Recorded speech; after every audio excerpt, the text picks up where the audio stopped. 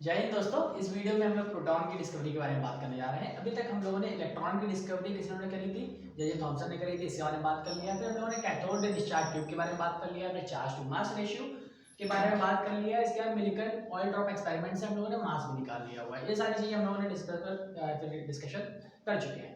इस वीडियो में हम लोग प्रोटॉन की डिस्कवरी के बारे में बात करने जा रहे हैं। तो बात करते हैं प्रोटॉन की डिस्कवरी किसने करी थी। तो जैसा कि आपको मैंने बताया हुआ था, 8 पर नास से इलेक्ट्रॉन की डिस्कवरी तो जे थॉमसन ने करी थी, वो चीज हम लोगों ने पता कर ली है। फिर प्रोटॉन की बात करते हैं तो प्रोटॉन की डिस्कवरी हम लोगों की रदरफोर्ड ने करी हुई है। किसने करी हुई है? रदरफोर्ड ने। इस वजह से रदरफोर्ड का नाम मिल गया आता है। लेकिन रदरफोर्ड के साथ साथ एक और व्यक्ति का नाम आएगा जिसका नाम है ई गोल्डस्टीन। ई गोल्डस्टीन का भी नाम आता है। ई गोल्डस्टीन ने भी प्रोटॉन की डिस्कवरी में काफी बड़ा रोल अप्लाई किया हुआ था, रोल प्ले करा हुआ था अपना। अच्छा, इसके बारे में बात करते हैं तो एक चीज आपको बताना चाहेंगे जो आपको पता समझनी भी चाहिए। आज के टाइम में भी वो चीज को फॉलो करा जा रहा होता है। जनरली हुआ क्या था, जब इलेक्ट्रॉन के बारे में बात करी जा रही थी, इलेक्ट्रॉन की डिस्कवरी हुई थी कैथोड रे डिस्चार्ज ट्यूब से, तो उस टाइम पे लोगों को ये पता चल गया था कि कैथोड रे डिस्चार्ज ट्यूब से ही चीजें हो रही है, तो डिस्चार्ज ट्यूब की हेल्प हो गई। जैसे आज के डेट में भी आप यूट्यूब या किसी चीज में ट्रेंड के बारे में देखते हैं, कोई ट्रेंडिंग गाना आ गया तो उस गाने को फॉलो करते हुए सब लोग उसी गाने पे रील बनाने लगते हैं। आज डेट में यूट्यूब पे कोई करियर शुरू करता है, यूट्यूब पे करियर शुरू करने लगता है। आज डेट में आपके आसपास में कोई एक रेडी की दुकान जिसने लगाई हुई है और उसकी मोमोज या फिंगर्स बेचने लगे, सब लोग मोमोज फिंगर बेचने लगते हैं आसपास में। लेकिन आज भी आप ट्रेंड देखते हो तो ह्यूमंस तो वही है, मेंटालिटी सबकी सेम रहती है। तो उस टाइम पे यही हुआ था कि कैथोड रे डिस्चार्ज ट्यूब से जब एक एक्सपेरिमेंट सक्सेसफुल हो गया था, तो उसी को फॉलो करते हुए सब लोग कैथोड रे डिस्चार्ज ट्यूब का ही टाइप करने लगे। अब बस उसमें थोड़ा थोड़ा परिवर्तन करने लगे। जैसे किसी ने वोल्टेज उसका बहुत ज्यादा हाई कर दिया, किसी ने वोल्टेज थोड़ा कम करके किया, किसी ने कैथोड रे डिस्चार्ज ट्यूब का मटेरियल को बदलते हुए करने लगे, किसी ने कुछ और किया, किसी ने प्रेशर कम करा, किसी ने प्रेशर ज्यादा किया। तो ऐसे करते करते ई गोल्डस्टीन और रदरफोर्ड और फराडे, ये सारे तो बहुत अलग अलग नाम है। कई सारे लोगों ने कई कई चीजें डिस्कवर करी, जिसमें फराडे का सारा नाम यूज करा जाएगा। Faraday is a great scientist, उसके बारे में तारीफ करने लायक है। फराडे ने कई सारी और डिस्कवरीज भी करी हुई है इसके साथ साथ। लेकिन यहाँ पर जिनका हिट करा था वो ई गोल्डस्टीन के थे। ई गोल्डस्टीन के बारे में बात ये हो रही थी, ई गोल्डस्टीन ने क्या क्या चेंजेस करे थे, पहले उसके बारे में बात करते हैं। सबसे पहला चेंजेस क्या क्या करे थे, पहले लिखना है चेंजेस क्या क्या करे गए थे। पहले की हम लोग को जो इलेक्ट्रॉन की डिस्कवरी करी थी इलेक्ट्रॉन में, तो वो कैथोड रे डिस्चार्ज ट्यूब से हुई थी। कैथोड रे डिस्चार्ज ट्यूब से हुई थी। ओके, तो इसमें डिस्चार्ज ट्यूब यूज करी गई है, लेकिन इसको एनोड रे डिस्चार्ज ट्यूब कहते हैं। क्या बोलेंगे इसको? चेंजेस से पहले एनोड रे डिस्चार्ज ट्यूब तो यूज करी गई थी, लेकिन ये एनोड रे डिस्चार्ज ट्यूब थी। वो एनोड रे का कहानी समझेंगे आगे। इन्होंने चेंजेस क्या करे थे, मेनली वो बात कर रहे थे। पहला चेंज इन्होंने किया था, जो प्रेशर था इसमें, वो प्रेशर 10 की पावर -3 mm ऑफ Hg लिया गया था। यहाँ पर जो प्रेशर लिया गया था 10 की पावर -1 mm ऑफ Hg लिया गया था। मतलब यहाँ पर प्रेशर कम था। जब यहाँ पर प्रेशर कम था तो इसका मतलब गैस मॉलिक्यूल्स यहाँ पे ज्यादा पाए जा रहे होंगे, तो this means more gases molecule will be present. इसमें क्योंकि प्रेशर ज्यादा था तो लेस गैसेस मॉलिक्यूल थे, गैस मॉलिक्यूल कम थे। अच्छा, वैक्यूम के आसपास था लेकिन कुछ मॉलिक्यूल्स तो थे ही थे, तभी इसे डिस्चार्ज, मतलब तभी इसमें कैथोड रे की डिस्चार्ज हुआ भी था। ठीक है, लेस गैसेस मॉलिक्यूल्स प्रेजेंट थे यहाँ पर। जहां पर क्या था, यहाँ पर परफोरेटेड कैथोड यूज करी गई थी, सॉरी परफोरेटेड एनोड थी इसमें। याद होगा आपको, ऐसा हम लोगों ने बनाया था, तो ऐसा ऐसा था, इसके पीछे फ्लोरेसेंट शीट बनाई हुई थी। तो इसको पूरे के अंदर रख दिया गया था। यहाँ पर हम लोगों ने प्रेशर यहाँ से निकाला हुआ था और इसकी सप्लाई कर दी थी हाई वोल्टेज से, है ना। ऐसे ही तो कुछ था सिंबल, इसे तो कुछ था ये पूरा इससे कनेक्ट कर दिया है।